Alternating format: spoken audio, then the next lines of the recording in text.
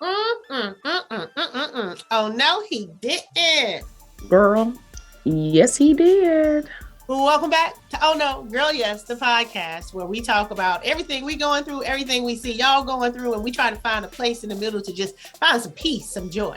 Sometimes we're going to have good days. Sometimes we're going to have bad days. But at the end of the day, all we're looking for is peace and joy. And you can find peace and joy even on your bad days. You really can. You really can. Amen. Let's make it a practice. Hopefully you are subscribed to our podcast. If this is your first one, welcome to the party. Go back. You got a lot of catching up to do. And if you have been a loyal friend to us, thank you so much. And don't forget, you can be even more loyal by joining us on Patreon. But make sure you subscribe to the podcast, YouTube channel, Twitter, Facebook, and Instagram, all under Oh No, Girl Yes. Did I cover everything? Cover the business of the day? So I had a moment this weekend where, you know, you fall asleep watching TV and then you wake up and you hear a show or movie on, and usually it's something you've seen before. And I did that this weekend with Sex and the City. They show it all the time overnight. They have marathons every weekend. And I'm old enough that I actually watched it in its first run when it was coming on.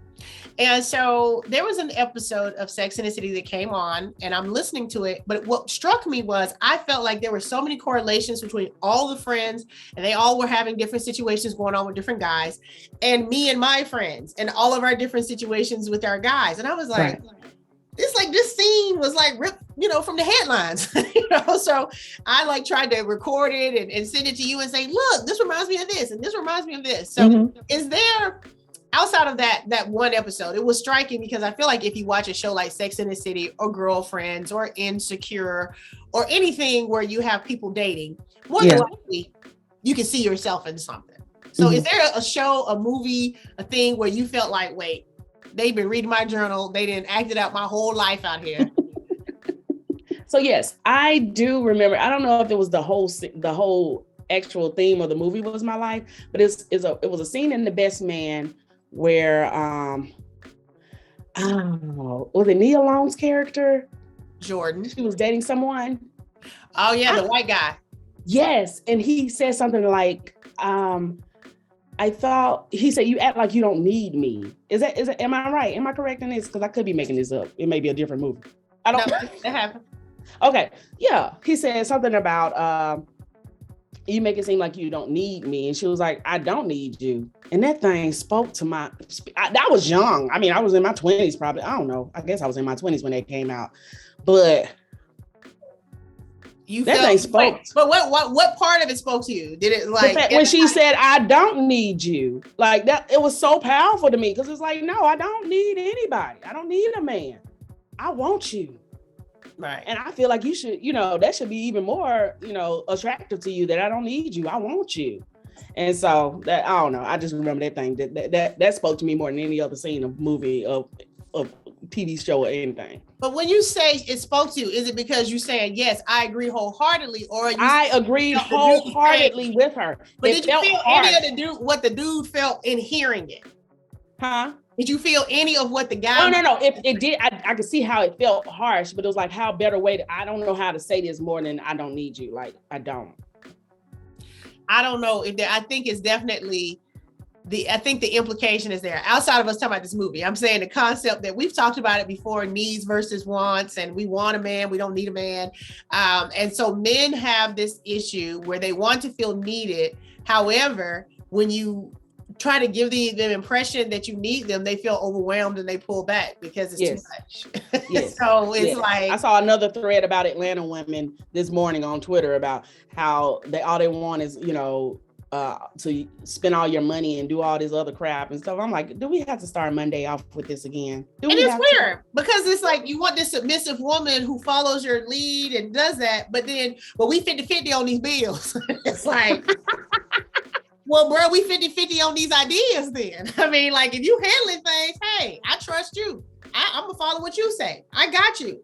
Or even I could be submissive to a man that I'm making more money than, and even if I'm maintaining a household, I still could be submissive to you if you got some sense.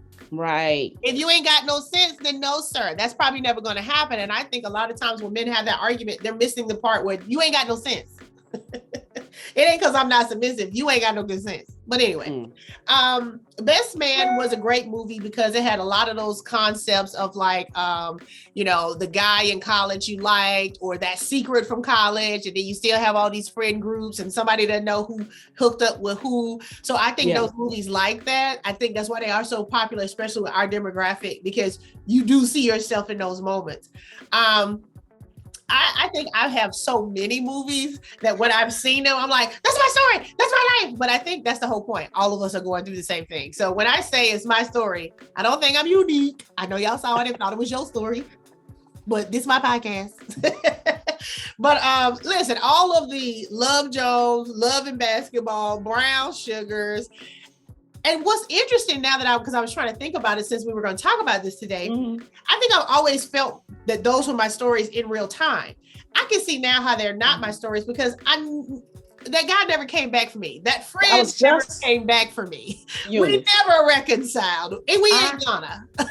When I tell you, I was just about to make that point, that I can relate to them up until a point, until the happy ending, because my happy ending hasn't happened yet. So it's like, oh yeah, okay, yeah. Oh, that's right. And I had always felt like Love and Basketball was my story because of my college boyfriend, and he left to go play basketball, and we had this big misunderstanding, and we were going to reconcile, and he got married, now he's divorced, all that. And at this point, at this big age, I'm kind of like, maybe that's not my story. That might not be my story. So I think you can outgrow a story being your story. So Brown Sugar and Love and Basketball, I'm going to say in real time, 10, 15, 20 years ago, I thought they were my story. Right. But you still could be waiting on your happy ending at that point. You probably were in a... Yeah, but I'm not waiting on that guy from my past. Not now. Not right, now. Correct. In the real time, I thought the guy from my past could come back and we can reconcile. Yeah. So that's why those stories resonated with me. And then I would say with Love Jones, they weren't from each other's past. They met. It was bad timing. I still got to go see a man about a boat. Now I'm mad. I come back. Now you with somebody else. Now you date my boy. So all those things could possibly still happen by Thursday. Okay. But that's still a movie that, to me, I think the theme is communication. Nobody wanted to seem like they cared more than they cared. And because they didn't say that, it's like that line in the sand that when you meet somebody and it's casual, we cool, we kicking it. You don't want to be the one that kick that sand across the line. You be like, oh, I'm cool. And inside, you ain't cool, you mad, you sad, and you got problems with everything that's happening. But you ain't gonna say that because you're trying to be cool and breezy. Yeah. It makes me wonder why Hollywood doesn't make it more realistic, but I think we are talking about Hollywood here. So, I mean, that is the answer. I will tell you why. I'm glad you asked that. So, I aspire to be a Hollywood writer of great stories. And in the stories that I have conceptualized, they don't have that happy ending. They don't have a bad ending. It's just, you don't know. The audience gets to see it and decide, I wonder if it worked out. Whatever worked out means, because worked out means different things. I think of like how Stella got her groove back. I think realistically, Stella left Winston in Jamaica, and because she's so much more successful and happy and building her furniture, she just got her a second spot in Jamaica. And so now when she go to her house in Jamaica, they kicking it, he cooking, they having a good time, she bringing the nieces and nephews and the kid, and then she go back and handle her business. She shouldn't have brought them home. Right. Okay. That to me, that's the happy ending for how Stella got a groove back. That's the happy ending. Yeah. You get the best of both worlds. You still have your independence, your freedom, you still vibrating at a high level, and you get to have this great, a wonderful adventure that's on the calendar that you're going to have. This is why we need you in Hollywood. This is why we need me. Stella should not have brought her groove back. Should have left that groove right there and go visit. Over there. Now, on the flip side, in some of these stories I've conceptualized, one of them I pitched to a person who makes movies. Yeah, I guess he's a movie star. And in the story I pitched to him, there's no happy ending. There's I don't know. And he says, no, they have to end up together. And I said, no, I don't think they end up together, but I don't think we know that they end up together. So no. And he was very adamant. He's very adamant about it's a romantic comedy, and they have to end up together. And I was very adamant that I didn't want it to go that way because I want to make stories that match what's happening. So I started reading this book that he recommended about writing movies and stuff. And the theory, in me never having written a movie or ever sold a movie, is yes, you want to come along and be special and have a different story. And guess what? Hollywood ain't gonna buy that. Hollywood's going to buy the story they know people like to hear, and then we'll just change the characters. We'll change, it might be she lost her job in New York and now she moved to the farm, or it might be she wants to be a professor, but now she's got to take care of her sick mama. We want the same stories, just make them different. Don't try to reinvent the wheel here, ma'am. I'm still torn. Thank you, but no thank you. Right, I'm still torn. So I'm trying to figure out how to write the ending to be more of the happy ending that the audience or that he wants, but also more realistic in how that could be the happy ending. That's a challenge. It's a challenge. That's a challenge. I think I would keep both endings. Yeah, I think I'm gonna write both of them. Excuse me, because even in a whole separate movie that's kind of an update on how Stella got a groove back, where I've shared I have a wonderful, peaceful companion who's much younger than me. Yeah. In that story that I'm writing about all the things this character is learning and gaining and experiencing with this younger, peaceful companion, they still don't end up together. Mm-hmm. They just are better for having had spent the time together, and then they both go off into their own lives, and it's okay. And I think that's the story I want to tell is it's okay if you don't end up with the dude. This is okay. I didn't think we were going to go this way. My mind just went this way. If you think back to our childhood and the Disney princesses that we saw growing up, it's like society in Hollywood has decided that this is how life should be, or how we should aspire for life to be. And anything that goes against that grain is not a successful life, right? So, I mean, we can date that back to the cartoons we watched as children. The earliest images we had, Yeah, and now the movies we now see that never have the ending that looks like our life. And then that makes us feel like we're missing out on something, or we're not doing something right because our ending didn't end up that way. And it's like this repeated cycle. Right. Thank you. So you have no power or resources in Hollywood, but thank you, friend. You see my point. You would buy my right? That's what you're saying is you would buy it. I would buy the movie. I would finance it. I think I'm going to write both, and I have no voice in it because I'm a novice just wanting an opportunity, but I would like to see my story. I would like to see my story of having loved, having lost, and having lived. Yes. Right? I was explaining to my mom this weekend, we kind of going off on a tangent, seriously, but I told my mom, I say, I take great offense to a certain term. And I just recently started realizing why it's offensive to me. And people say it all the time about me, about you, about us. Have you heard the term? I'm not going to say the term, but people like to give stats and numbers. And I'm one of those people. I talk about the number one cause of homicide among pregnant women and the divorce rate and all that kind of thing. I've heard this thing that says the number one demographic, or the happiest demographic, is single, childless women, whatever. Mm-hmm. And I realize I take offense to one of the terms in that assessment. I believe I'm happy, but I don't compare my happiness to someone else's. I compare it to how happy I was yesterday. Am I happier today than yesterday? If I am, do more of that. If I'm not, do less of that, right? Mm-hmm. I take offense to the term childless woman, because it gives the impression that just because you're a woman, you come with a child. And so it's remarkable, like it's something to say that you're childless. We don't call men childless. It's amazing that you just brought that up. I feel like somebody posted that word with the definition, or what society believes it is versus what it really means. Like, you know what I mean? Like childless, like that's crazy. Keep on going though. I'm trying to figure out. Yeah, and it just came to me. I'm like, I'm not childless. Like, I'm literally not childless. I do not have children. I have chosen not to have children, but I am not childless. That's what it was. I think they said childless. They keep associating with all women, and it's just women who don't have to, who decide, make a conscious choice. Well, it don't even matter. But here's the thing: whether I decided, whether I didn't decide, whether it was a fertility issue, whether it was the lack of a partner or the partner, it don't matter. You ain't never got to associate children or explain children in every woman's life, whether she has them or not. Can she just be a woman? Right. So women in society are raised, and the program, it says you're not a woman if you're not in service. So if you're not being a wife, you're not really a woman. If you're not being a mother, you're not really a woman. You're missing something, because a woman's role is to serve others. Yeah. So anyway, that's in the maternal world or as a wife. Yeah. Yeah. So right. You should be a teacher. You should be a nurse. You should be these things that serve and take care of other people. Take care of yourself. You're selfish. You're childless. You're a spinster. You're an old maid. It's like, or I'm living my best life. I ain't going back and forth with you. Okay, my point is, anyway, So I'm back to the movies, y'all. I'm sorry. Back to the movies. So I feel like the movies I thought I resonated with most, I don't anymore. Still love them, but I don't see myself in those stories anymore. Once I did, now I don't. Even with How Stella Got Her Groove Back, I can resonate and see that. Like, one of the things that I can resonate is with my peaceful companion. I'm like, I don't care what go on in the world. Don't you ever tell your mama nothing about me. It ain't gonna go well. And I ain't mad at her. And just don't ever think you to a place where that need to be no conversation with your mama. And I think back to How Stella Got Her Groove Back, it was this, he surprised her. She didn't know that's where they were going. And he was like, oh, this is my parents' house. And she had on those ripped up jeans. She was like, wait, why didn't you tell me? And she was thrown into this confrontation with his mom that she didn't ask for and that she wasn't prepared for.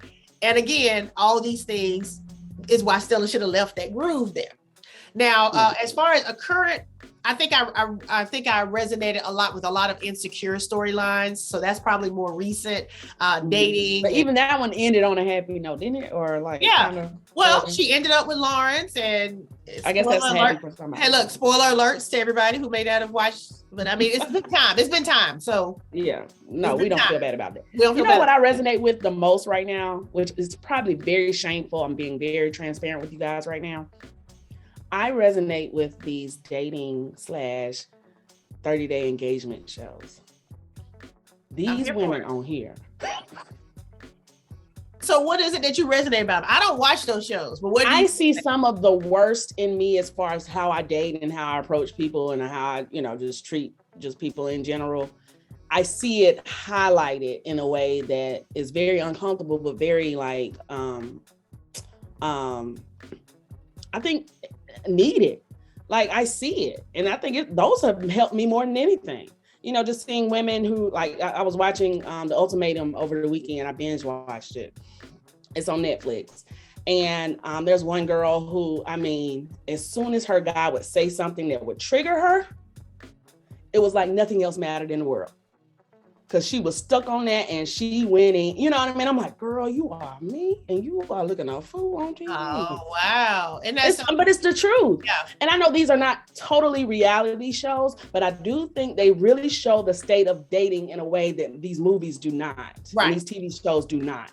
I think more realistic TV shows are still attached to the fairy tale. They're still attached to the story of Cinderella, and they keep repackaging the story of Cinderella. Yeah. And we call these shows train wrecks. I am guilty of it too, because it is. They are. It's a lot because you're seeing a lot of couples doing the same stuff. But I think it's closer to reality than we want to accept for ourselves. And we talked about it even with Love is Blind. I mean, on two fronts. One, I think most of us at this point would be like, hey, just pick somebody and we'll figure it out. If he want to work it out, I'm gonna work it out. We could probably be together. Okay. Mm-hmm. So I think most of us are not attached to time anymore. As you get older, you're like, okay, I think at some point it's like, oh, we dated for 2.5 years and now it's time for us to talk about engagement. And now we're like, I met him last week. We going in. We about to do this. He made me laugh. But I think that's the whole thing. I always say, crazy has no reflection. We don't see our behaviors or we don't realize how someone is experiencing us. So it's funny you mention that because in the scene you selected, I asked you, did you think about how he felt hearing it? I know we resonate with saying it and what we mean when we say it. Yeah. Is there any thought that goes into what it feels like to hear? No, I think that's why it touched me so, because it was a harsh reality. It was like, dang, that was hard to take. You know what I mean? Like hearing her say it out loud, I was like, dang. But I feel you, girl. I feel it. And have you ever actually said that to somebody? I had somebody I never said that to them, but when they were breaking up with me, and I felt like it was out of the blue, they said, you made me feel like you could take me or leave me. And I said, I'm sorry, I made you feel that way. Now the answer was literally, yeah, right. Yeah, I know. Yeah. Yeah. No, I've been told that I don't present that I need a man. And I've never said that out loud, but I don't present that I just don't wait on people to do things or make things happen. I'm gonna do it myself. But I wonder what that looks like, because we've done an episode before. You guys that are listening know that we have done the whole, we were going to try to be damsels in distress. I was going to try to act like I couldn't reach that can up top that I put there, Can you reach it for me? I had to get up there because I put it up there, man. It's gone. Go sit down.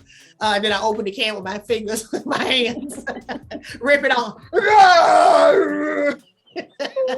But I think that's what they see, though. That is what they see. They see us not need them, and we're like stomping around, smashing all the cars with our fists, tossing over the cars, slamming them. Right. Because they see us as these big masculine beings because we don't need them, versus a little kitten hiding in the gutter. Please don't run over me, sir. But if you do, I'll be laying here waiting for you to come back and take me to the vet.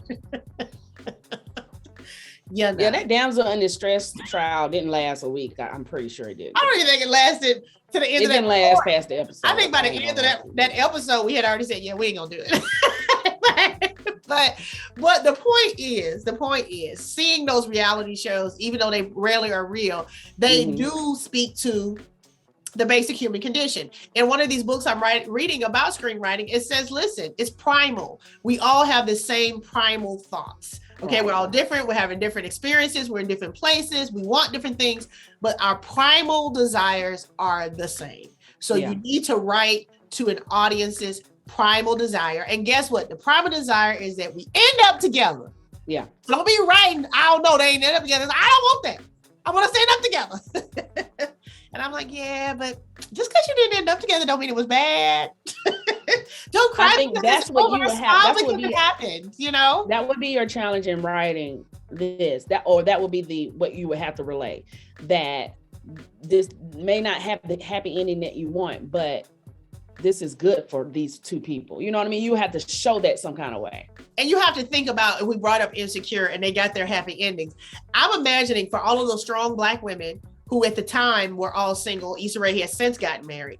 I would have to think the conversations in the writer's room of how to put a bow on it, they had to have pushed back on, but look, that don't necessarily mean. And I don't know if that's because that's how they end up coming up with, okay, one got the baby that they never said they wanted. One got the wedding that they had been voting for. One ended up with the man that was the original. So, and maybe that was the way to kind of say it could look like a lot of different things.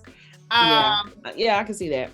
But I think any Black creative who is telling a love story as a woman, she's gonna want to sell that script, and the powers that be gonna say, no, they gotta end up together. And you're like, literally, they never do.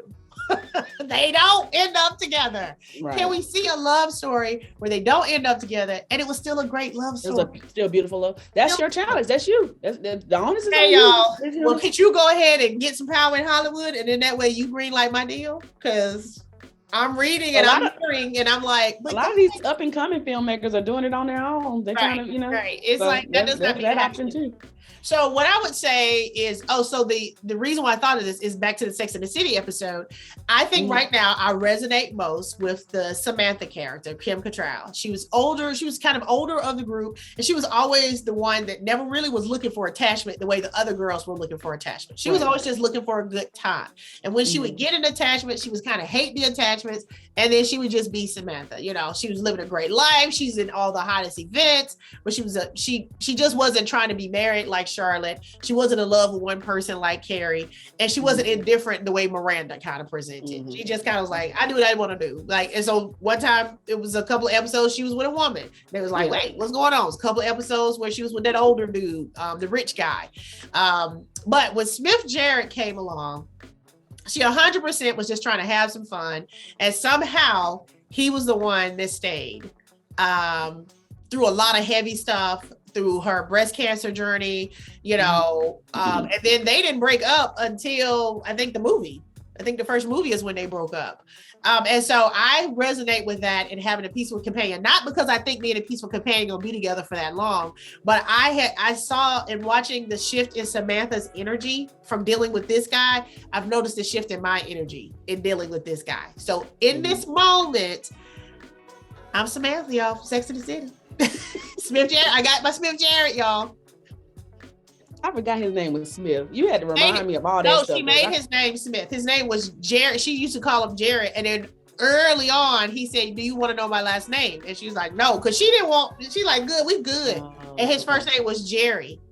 And she said, your parents named you Jerry Jarrett. So she said, just go by Jarrett. As his star started to rise, she says, I'm going to give you the name Smith Jarrett.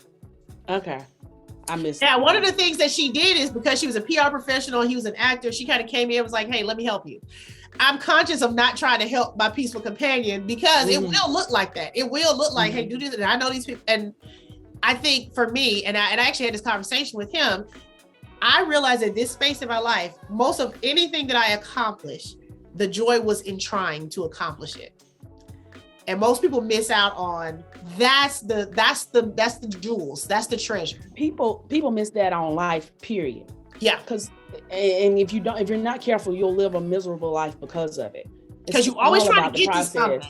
You trying to get to something. We live in Saban town. Yeah. And he always talks about the process because that is the most enjoyable part. That is the most important part. And it's the most enjoyable part because once you get it, it's like, oh, well, let's start this process over again. Start it over again. 100%. Now she said Saban land for our international listeners. That would be Coach Nick Saban of the University of Alabama. My bad. Successful coach. You know, I'm like, it's not like we don't have people listening all over the world. You just throwing out Alabama. Sorry, guys. But 100%. And I've learned that because I'm someone who fortunately has had several benchmarks that could be deemed successful. You know, you wrote a book, you got this job, you had this opportunity, you da-da-da-da. And what I want to point out is anybody that you see as successful or that you see as aspirational, if you ask them, as soon as you see that thing you're excited about, they already in the process of the next thing because the joy is, let me figure this thing out. Once you figure it out, it's like, cool. Now, let me figure something else out. Yeah, let me figure something else out. And so a lot of people still try to put me in a box of like, oh, this job is waiting on you. Yeah, I don't want it. I actually don't want it. I tell people it's a job, unless it's exactly what I want to be doing. Ain't no job I'm looking for. Now I like to find ways to make money. Oh yeah. I'm looking for ways to make money, but most people just want to make money. People say, oh, well, I can't quit my job. I got a mortgage. Do you know you can pay your mortgage without that job? Like you literally can just be making money. You and I are proof positive. We work, we have jobs. I use it in quotes. We have jobs.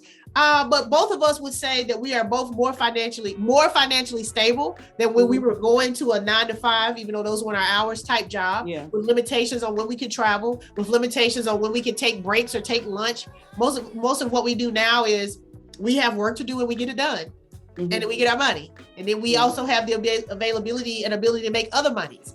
And so if we just looked at our good jobs, you had a good job, it looked great on the resume. I had a good job, it looked great on the resume, and we weren't happy.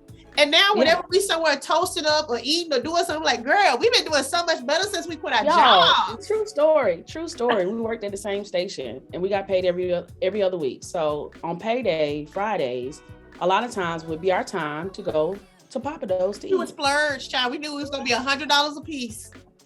We got paid today. Let's splurge on paydays. And it was like, but we had to wait to payday for some reason. I don't know if it was a mental thing or I don't know what it was. Well, for me, it was mental and practical because it was like, let me pay these bills or let me get a fresh batch of money. Right. Nowadays, I don't know when my next check is coming. No, it is a different type of energy. It sounds weird. It sounds scary because it was scary to me at first. I'm like, dog, I'm not going to get paid every 2 weeks. You have to be a better steward of your money, but I'm more free with it. Be buying stuff. Like when the pandemic hit, when we literally could not work in the pandemic, we would have competitions. I talk about this on stage of who bought the worst non-essential item of the week. I remember when the pandemic first hit, I couldn't work. I didn't get unemployment benefits. I bought all new lawn furniture. I need to have a nice patio to sit out on since I ain't going nowhere. Just FYI, if you ever quit your job and a pandemic happens, you're not going to get unemployment because you quit your job. Did you quit your job? Did y'all know that? Did you know if you quit your job and the next week is a global pandemic, you will not qualify? You can have some hearings. You can file some appeals. You will file every week. They said, no, but you quit your job. You said, I didn't know it was a pandemic. But anyway, we've gone off on a couple of tangents. We have talked about everything. I'm sorry. But that's good because I feel like when we have this frenetic energy, it's because we're feeling good. You know, I think sometimes we're like, well, yeah, and I see the reflection. So even like how I don't want a job, I have jobs. So if anybody who I work with hear this, yeah, okay, I got a job. Yeah. Even though I don't want no job, I want multiple streams of income. I want several ways to make money. Okay. Which you do have, and you do make. Like you said, I don't know when the next check is coming, but guess what? I know it's coming. Mm-hmm. and if it's an exceed at the time, hey, have you sent my check yet? Just want to check because I'm looking for these checks. Not struggling in between, but I know some checks is coming. Okay. Yeah. I feel the same way about love and companionship. Right now, I'm getting the most attention, the most affection, the most communication, the most I've ever gotten. And it is not a relationship. Mm-hmm. So what I know is I probably don't want no relationship. I want love and affection and attention and companionship.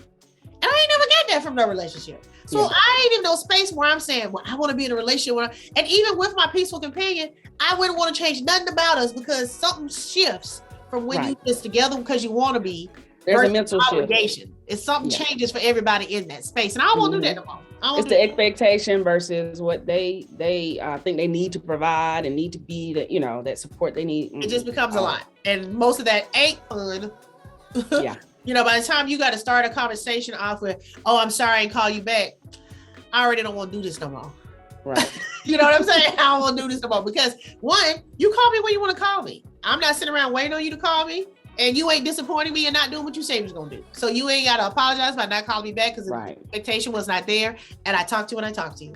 And it's a beautiful space. And this will be a different episode, but I was saying earlier that I realized in my peaceful companionship and in our connection and in our moments, I realized how I never have. So I'm gonna say me, I'm gonna speak for myself only, but I want to put this to the greater collective. Okay. I have never had intimate moments with someone that there was not some form of anxiety attached. Whether it was, I done forgave him and he back. Whether it's, are we going to be together? Is it going to work out? Whether it is, does he like me as much as I like him? Whether it is, are we going to break up or is this my forever person? Whether, it's always something attached to these moments where you very rarely get to just relax in the moment and enjoy the moment without it being something else attached to it. It could be you married and you thinking about the kids or this bill you got to pay, or are we going, it's just always something attached to the most intimate moments. And I feel so fortunate to have intimate moments in connection without any anxiety. I'm new here. And one of the lines that Samantha said, I'll wrap up on this, on that episode of Sex and the City that was just playing on the background. Carrie was talking about her relationship struggle. And Samantha said, and when she said it, I saw myself. She said, here's how you find out if you should be in this relationship. Does it make you do this or this? It's that simple. And so the people for our listeners, does it make you frown or smile? That's how you go with it. Go with that. And that's where I am right now. Is it a peaceful companionship? If it's not, you don't need it. And I'm not being unrealistic saying, well, every relationship has problems. Well, you're not going to agree every day. Well, every day, literally, it can be every day can be a good day. Yeah. It literally could be. That's what you chose. All right, y'all. Tell us in the comments a scene or movie that you said, this is my life. I cannot believe they put my life in a movie. And did it make you feel better knowing that you weren't the only one? Or did it make you feel worse that this happens to people? It's kind of like when you Google something and Google fills out the answer. You're like, so this is a thing? Do y'all be searching that stuff for real? Okay. My brother years ago missed Thanksgiving because he had a mouse in his car. He was driving on the interstate to come have dinner and he saw something run across the dash and pulled over and basically was just going to abandon the car. It's one of the funniest stories I've ever heard in my life. But he said he Googled, how do you get, he said, by the time Google said a mouse out of your car, he almost threw the phone away. Like, what? This is a thing. Wow. You are not alone. And that was also with Insecure. I felt so seen watching that movie, watching that series. I felt seen as a dating Black woman, but I also felt like, so people in California, so people in New York, so everybody's dealing with successful women, so everybody, huh? Oh, okay. So everybody, yeah. So that I don't know if I feel relief about it. That's my point. I'm like, I don't know. I don't like this. This makes me sad. Then so everybody's going. So it can make you feel better. Misery loves company. Let's just end it there. Yeah. So tell us your movie, your TV show, your scene, your storyline that is very indicative. It can be from the past or current. Love to hear about it. Thank y'all so much again for listening, for joining us, and until next time. Oh no, he did. Girl, yes he did.